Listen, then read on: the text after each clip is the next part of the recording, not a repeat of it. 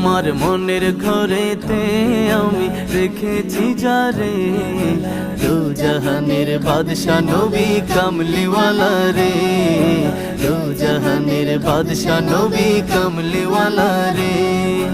আদি পিতা আদম যখন মুসিবতে পড়ে, ওদের নবীর উসিলাতে আল্লাহ কবুল করে।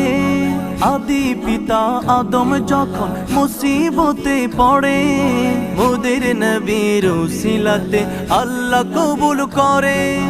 সাকারাতের বিছানাতে দেখা দিও রে, দু জাহানের বাদশা নবী কামলিওয়ালা রে, দু জাহানের বাদশা নবী কামলিওয়ালা রে।